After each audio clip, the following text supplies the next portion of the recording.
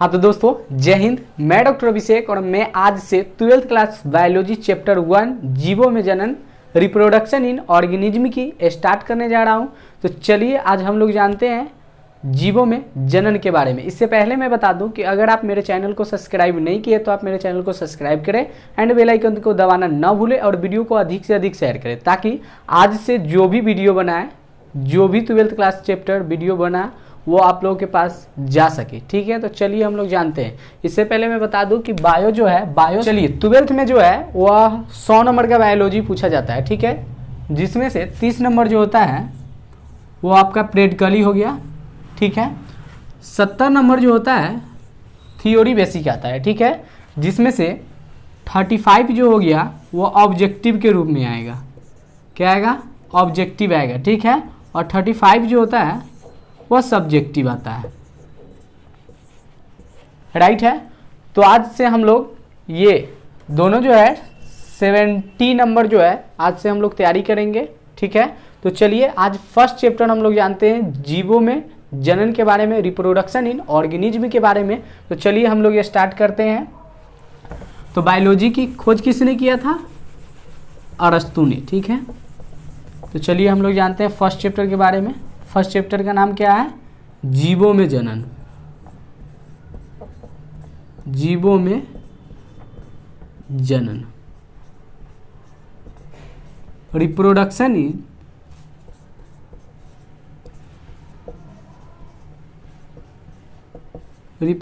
इन organism.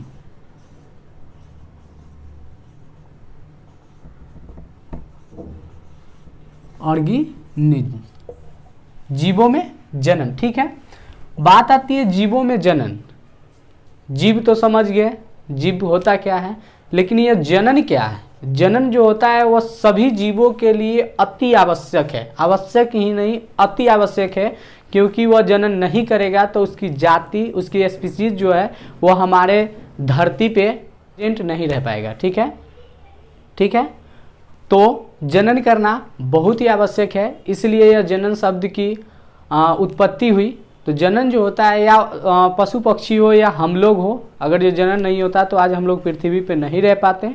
ठीक है, इसीलिए जनन शब्द की उत्पत्ति हो गई। तो चलिए हम लोग जानते हैं जनन क्या होता है।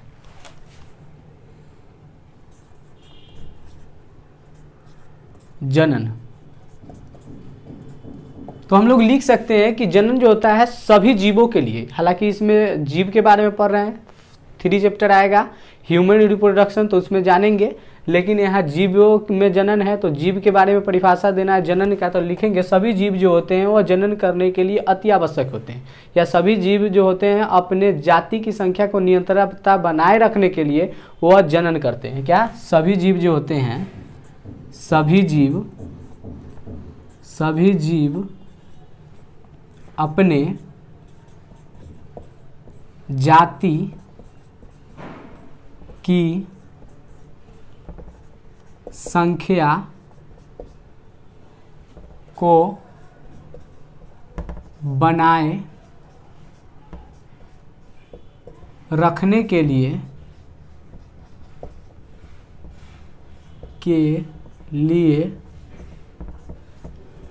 जनन करते हैं। क्या करते हैं?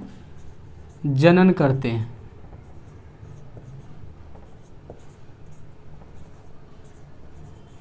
जनन करते हैं। क्लियर है? या लिख सकते हैं जीवों द्वारा अपने ही जैसे नए संतान की उत्पत्ति करना ही जनन कहलाता है। या क्या लिख सकते हैं? जीवों द्वारा अपने ही जैसा, अपने जैसी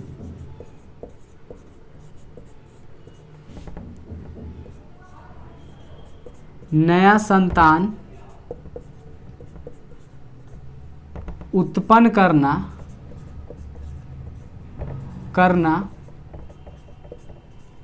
जनन कहलाता है।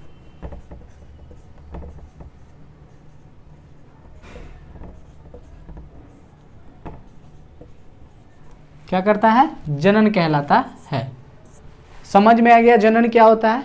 ठीक है, अब आता है जनन करने के लिए दो चीज की जरूरत पड़ेगी। ठीक है, फर्स्ट तो हो गया क्या चीज़ की, जनक की जरूरत पड़ेगी। तो चलिए हम लोग जानते हैं जनक के बारे में कि एक्चुअली जनक होता क्या है। इसको मिटा देते हैं।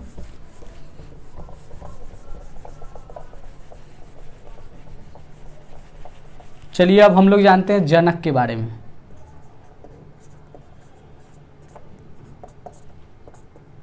जनक क्या है? जनक एक्चुअली संस्कृत वर्ड है। जनक का मतलब समझते हैं। जनक का कहने का मतलब हम अपने ऊपर बता रहे हैं कि हमारे पिताजी जो हो गए वो जनक हो गया, पिताजी से हम लोग बने तो वो संतति। तो जनक और संतति दो वर्ड आते हैं, ठीक है। तो लिखेंगे हम लोग क्या चीज जनक में कि जो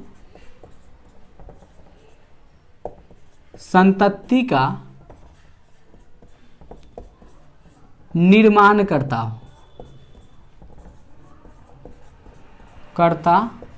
हो उसे हम लोग क्या बोलेंगे? जनक बोलेंगे। अब आती है संतति क्या होती है। संतति मतलब क्या बताए थे हम कि जो नया बच्चा जो बनेगा, जनरेशन जो होगा उसे हम संतति बोलेंगे, ठीक है। तो लिखेंगे नए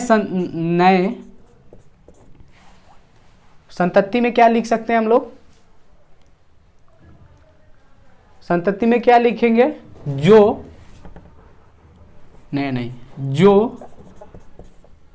नए जीव, जो नया जीव हुआ उसे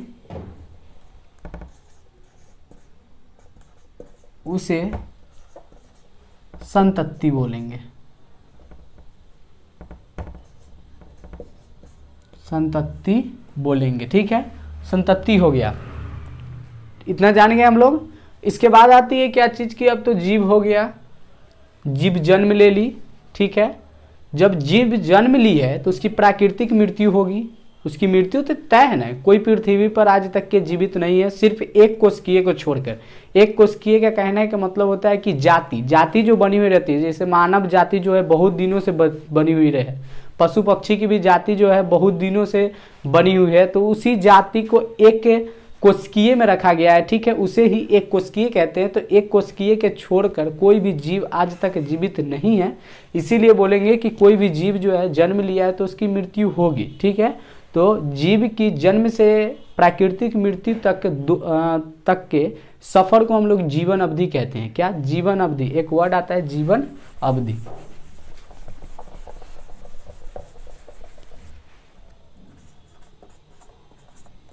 जीवन अवधि।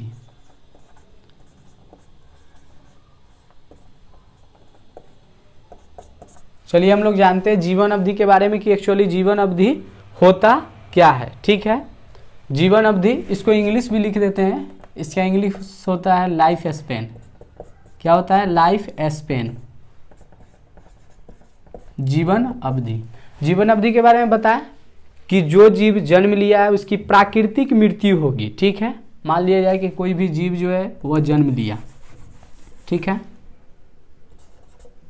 जन्म लिया, जन्म से उसकी प्राकृतिक मृत्यु,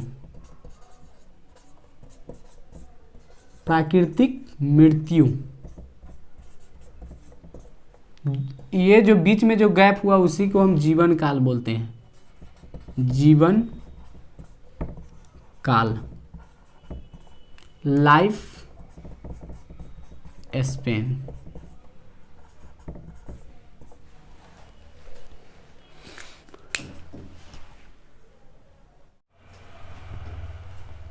एग्जाम्पल के द्वारा हम लोग जान गए कि जीवन अवधि होता क्या है, ठीक है। चलिए हम लोग इसका डेफिनेशन लिख लेते हैं। जीवन अवधि क्या होता है? तो लाइफ स्पेन का लिखिए। जीवन अवधि कहने का मतलब जीव के जन्म से लेकर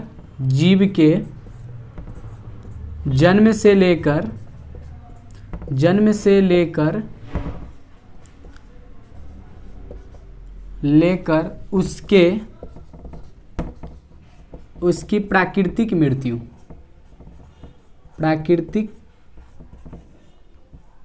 जन्म से लेकर उसकी प्राकृतिक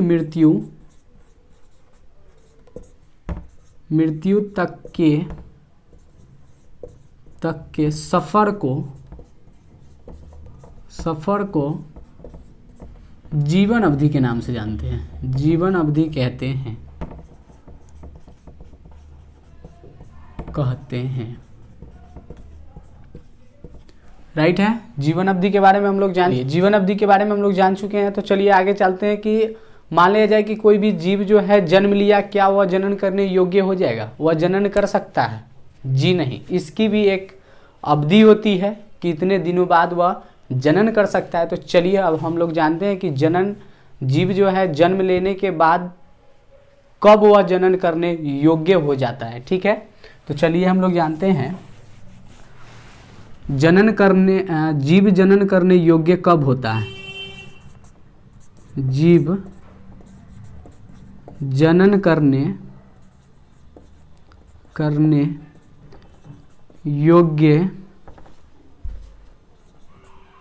कब होता है?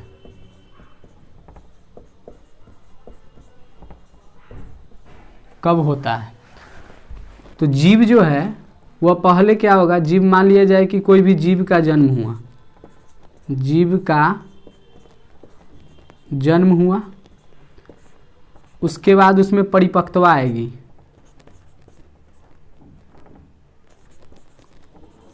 उसमें क्या आएगी? परिपक्वता आएगी। ठीक है, उसके बाद ही वह जनन करने योग्य होगा, जनन करने योग्य होगा। ठीक है, तो पहले क्या होगा, जीव जो है जन्म लेगा, उसमें परिपक्वता आएगी। ठीक है, उसके बाद ही वह जनन करने योग्य होगा। चलिए इतना जान गया। अब हम जानते हैं क्या वह जनन करने योग्य हो गया तो वह जनन कर सकता है। कैसे कर सकता है तो यह हम जानते हैं। तो जनन करने की कई विधि होती है, उसकी वास, उसके स्थान, रहन सहन, ठीक है, तथा कई कारकों पर नियंत्रण करता है कि वह जनन किस प्रकार कर सकते हैं। ठीक है, बुक पढ़िएगा, बुक में पूरी तरह लिखी हुई है। उसके बाद आती है कि ये तो हो गया जीवन अवधि। अब हम लोग जानते हैं जीवन अवधि जो है, जीवन अवधि कुछ बुक में एग्जाम्पल दिया हुआ है जीवन अवधि के बारे में, कई से जीव की फिगर दिया हुआ है, उसकी जीवन अवधि के बारे में पता लगाकर लिखने के लिए दिया हुआ है। तो चलिए अपना बुक फटाफट निकालिए और उसमें लिखिए कि किसका जीवन अवधि कितना होता है। लिखिए, पेज नंबर 4 होगा, निकालिए फर्स्ट चैप्टर का और लिखिए। फर्स्ट होगा हाथी। हाथी का जीवन अवधि जो होता है वह 60 से 75 वर्ष होता है, लगभग में अप्रॉक्स में लिखिएगा। हाथी जो होता है, हाथी का जीवन अवधि कितना होता है? 60 से 75 वर्ष। ठीक है, उसके बाद आता है गुलाब। क्या आता है? गुलाब। गुलाब का जीवन अवधि जो होता है वह 10 वर्ष होता है, लिखिएगा। अगला आता है कुत्ता। कुत्ता का जो जीवन अवधि होता है वह 25 वर्ष होता है। तितली का 1 से 2 हफ्ते होते हैं। कौवा का 15 वर्ष होता है। केला का 25 वर्ष होता है। गाय का 25 वर्ष होता है। तोता का 140 वर्ष होता है। मगरमच्छ का 60 वर्ष होता है। घोड़ा का 50 वर्ष होता है। फल मक्खी का 1 मंथ होता है, 1 महीना होता है। उसके बाद धान का जो हो गया 3 से 4 महीना होता है। ठीक है, कछुआ का आता है 100 से 150 वर्ष होता है। कितना होता है? 100 से 150। बरगद का 200 से 300 वर्ष होता है। और 2 एग्जाम्पल और लिख लीजिए जो कि बुक में नहीं दिया हुआ है। फर्स्ट में मनुष्य का जीवन अवधि लिखिए, उसका भी 60 से 75 वर्ष होता है। लेकिन पहले के जो मनुष्य थे वो ज़्यादा जीते थे, लेकिन अब आने वाले समय में ऐसा हो जाएगा कि 40 वर्ष में टेम हो जाएंगे। ठीक है, चलिए लिखिए, मनुष्य का लिखिए 60 से 75 वर्ष। सिकुआ का जीवन अवधि लिखिए, सबसे ज़्यादा जो होता है सिकुआ का जीवन अवधि होता है 3000 से 4000 वर्ष होता है। यह नीट का क्वेश्चन पूछा हुआ है, इसलिए आप नोट कर लीजिए कि सिकुआ का जीवन अवधि जो होता है वह 3000 से 4000 वर्ष होते हैं। ठीक है, चलिए अब हम लोग जानते हैं जनन के बारे में, रिप्रोडक्शन के बारे में जानते हैं। तो रिप्रोडक्शन जो होते हैं वह 2 तरह से में डिवाइड किए गए हैं, एक में असेक्सुअल, दूसरा में सेक्सुअल। असेक्सुअल कहने का मतलब अलैंगिक जनन, सेक्सुअल कहने का मतलब लैंगिक जनन। ठीक है, असेक्सुअल और सेक्सुअल में क्या अंतर है इसके बारे में हम लोग जानते हैं कि असेक्सुअल जो होते हैं वह युग्मक का निर्माण नहीं करते हैं। असेक्सुअल क्या करते हैं? वह युग्मक का निर्माण नहीं करते हैं, और सेक्सुअल जो होते हैं वह युग्मक का निर्माण करते हैं। ठीक है, बोला जा रहा है अलैंगिक जनन में 1 जनक की आवश्यकता होती है, जबकि लैंगिक जनन में 2 जनक की आवश्यकता होती है, एक नर एक मादा, दोनों की आवश्यकता होती है। बोला गया क्या अलैंगिक जनन जो होती है जिससे संतान उत्पन्न जो होती है वह माता पिता के एकदम समान होती है, एकदम टू कॉपी होती है, आंतरिक और बाहरी दोनों से। इसलिए उसे एक शब्द से पुकारा गया है, क्लोन शब्द कहा गया है, ठीक है। लेकिन लैंगिक जनन में आते हैं तो लैंगिक जनन से जो संतान उत्पन्न होगी वह भिन्न भिन्न उत्पन्न होगी, ठीक है।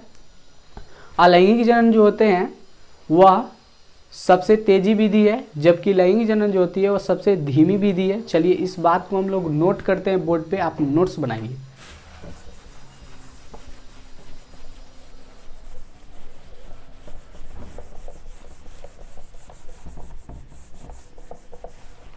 चलिए हम लोग जानते हैं रिप्रोडक्शन के बारे में।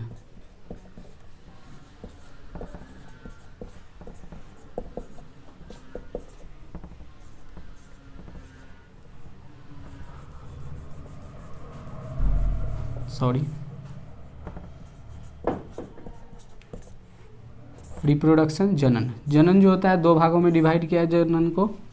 फर्स्ट आता है एसेक्सुअल, अलैंगिक जनन जिसको बोलते हैं,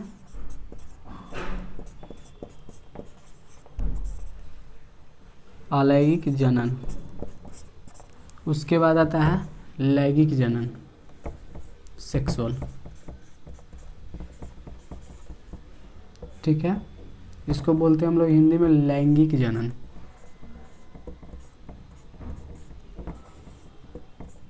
लैंगिक जनन। मेरा बोर्ड छोटा है, आप लोग कॉपी में जस्ट दो भाग में डिवाइड कर दीजिए बीच से, और फर्स्ट से लिखने का स्टार्ट कीजिएगा।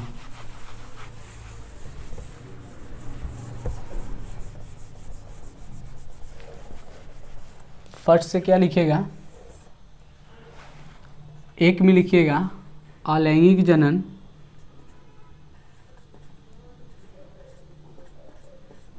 अलैंगिक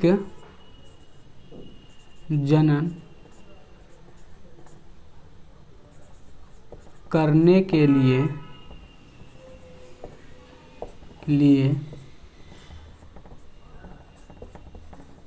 एक जनक की आवश्यकता होती है,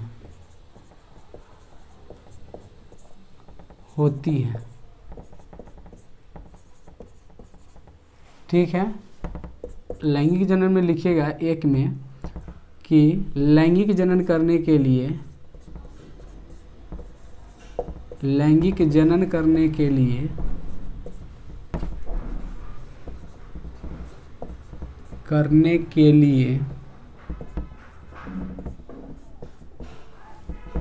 दो जनक की आवश्यकता होती है। इस तरह से लिखिएगा, दो जनक की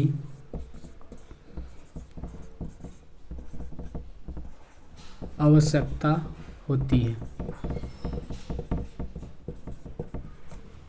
दूसरा में इधर लिखिएगा अलैंगिक जनन में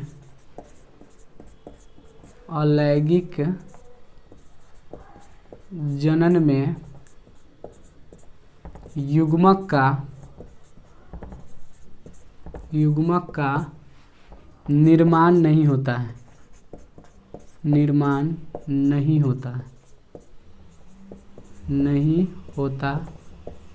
है। इसमें लिखिएगा लैंगिक जनन में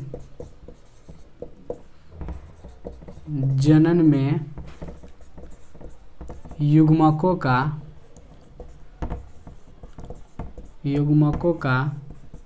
निर्माण होता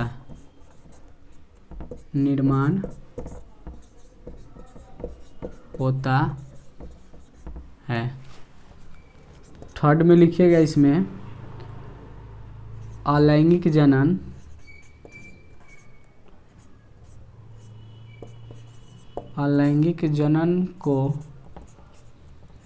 जनन को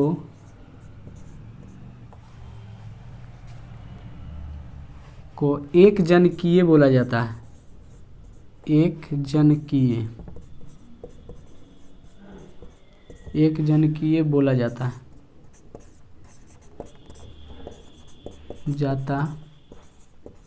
है। तीसरा में इसको लिखेगा एक जनकीय या यूनी पेरेंटल, क्या यूनी पेरेंटल बोला जाता है, ठीक है। एक जनकीय, इसमें लिखेगा कि लैंगिक जनन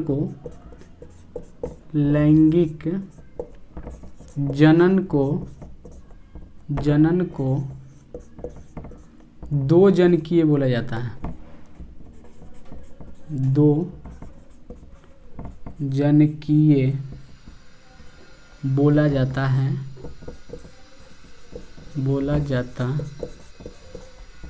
है, ठीक है। इसको दो जनकीयों को हम लोग बाई पेरेंटल बोल सकते हैं और इसको हम यूनी पेरेंटल बोल सकते हैं, राइट है। तीसरा में लिखिए कि यह जनन करने की सबसे तेजी विधि है, यह जनन करने की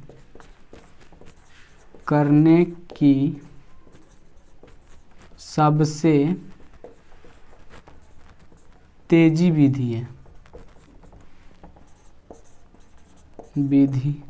है। इसमें लिखिएगा यह जनन करने की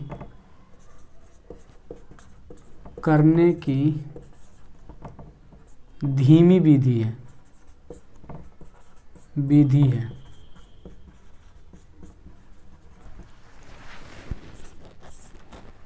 बोला गया है कि इसमें लिखिएगा यह सबसे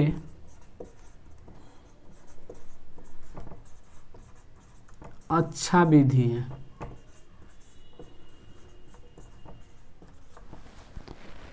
यह उतना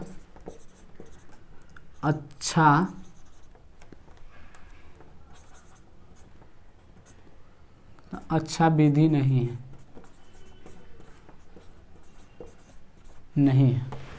इतना ही लिख दीजिएगा। 5 नंबर का क्वेश्चन आता है बिहार बोर्ड में, ठीक है। फर्स्ट चैप्टर से यही एक क्वेश्चन है जो सब्जेक्टिव के रूप में आता है। उसमें पूछेगा एक ऑब्जेक्टिव के रूप में क्लोन क्या है, क्लोन शब्द की बात आती है। तो चलिए हम लोग जानते हैं क्लोन क्या होता है। क्लोन कहने का मतलब क्या होता है, इसके बारे में हम लोग जानते हैं।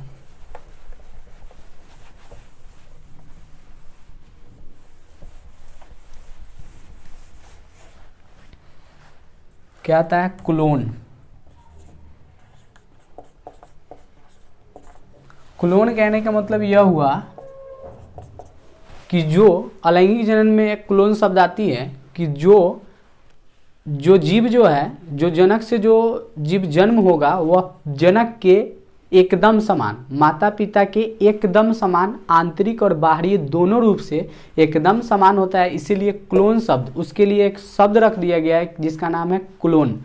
उसे क्लोन शब्द से पुकारा जाता है। तो इसका भी डिफिनीशन लिख लीजिए कि जो संतति जन्म होगा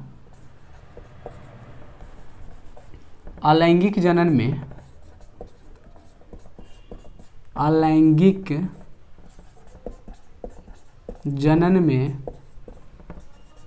जो संतति जन्म होगा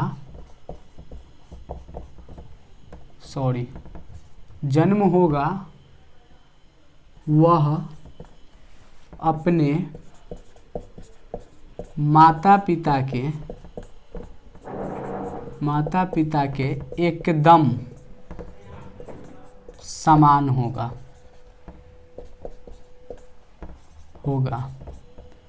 समान कहने का मतलब कि बाहरी और आंतरिक, मतलब बाहर के शरीर और आंतरिक शरीर दोनों एकदम समान होता है। चलिए इसको एग्जाम्पल के थ्रू जानते हैं। मान लिया जाए कि एक अमीबा है, क्या है, अमीबा हुआ, यह अमीबा हो गया, ठीक है। जब अमीबा जो है 2 भागों में डिवाइड होगा, मतलब कि यह जनन करेगा, तो 2 अमीबे का निर्माण करेगा एक से, ठीक है। जैसा ये अमीबा है वैसा ही सेम अमीबा बना और आंतरिक बाहरी के दोनों रूप से समान बना, इसीलिए एक शब्द की उत्पत्ति हो गई क्लोन। इसे ही हम लोग क्लोन बोलते हैं। चलिए तो कल हम लोग जानेंगे टाइप्स ऑफ असेक्सुअल, अलैंगिक जनन के प्रकार के बारे में जानेंगे। कल से अलैंगिक जनन के बारे में जानेंगे। Thank you. अभी तक अगर जो आप मेरे चैनल को सब्सक्राइब नहीं किए हैं, आप मेरे चैनल को सब्सक्राइब करें और वीडियो को अधिक से अधिक सभी स्टूडेंटों के पास भेजिए, ताकि हालांकि मेरा भी फ़ायदा होना चाहिए, मेरा भी व्यूवर्स बढ़ेगा, सब्सक्राइबर बढ़ेगा। Thank you.